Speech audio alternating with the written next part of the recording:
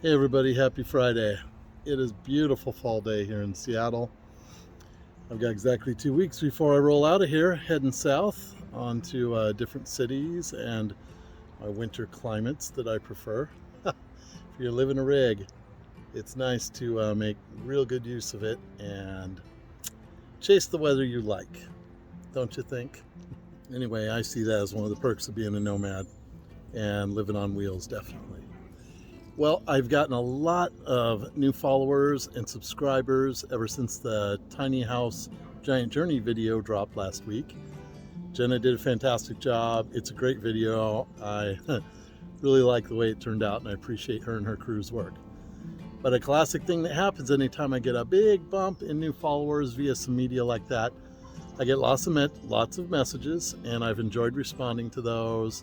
People are awesome. They ask every imaginable question just about, and I answer them. One of the most common questions regarding Jackdaw is, where are the portraits of the families? How can I see them, or why can't I see them? And I address this on my website, but a lot of people don't read the copy. They just start following me. So I wanted to explain that for you here.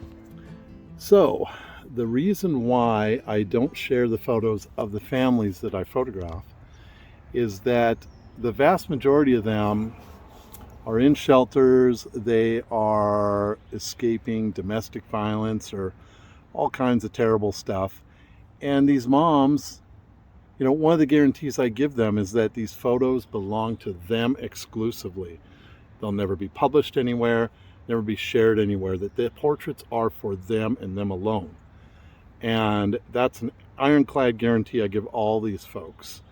And having lived through some of what they're living through as a child, when my mom and my sister and I had to escape a violent man that my mom was married to at the time, the last thing my mom would have wanted was, if the internet had existed back then, was photos of us showing up somewhere to where he could get some kind of clue where we had gone to and hidden. So that's why these photos, these portraits I do for the families and for these people, they're for them. They're not for my portfolio. They're not to further any kind of career or marketing or any kind of financial goal for me. They are purely for the families.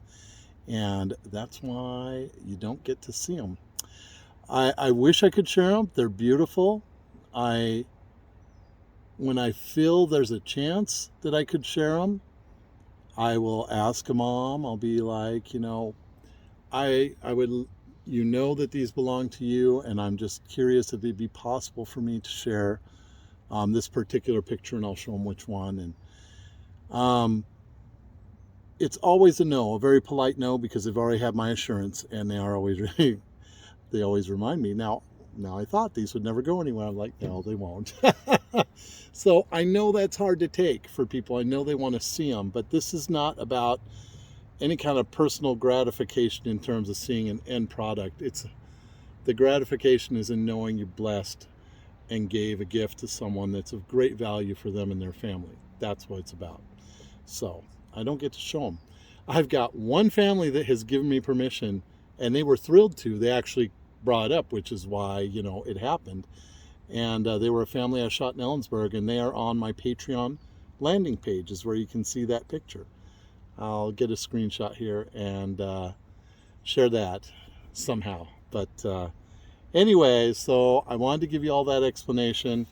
I'm looking a little haggard now. I've had a couple of heavy days. I'm helping out a friend post-op, and so my focus has been elsewhere the last couple of days. But anyway, I'll be back on it soon. And thank you to all my new followers and subscribers.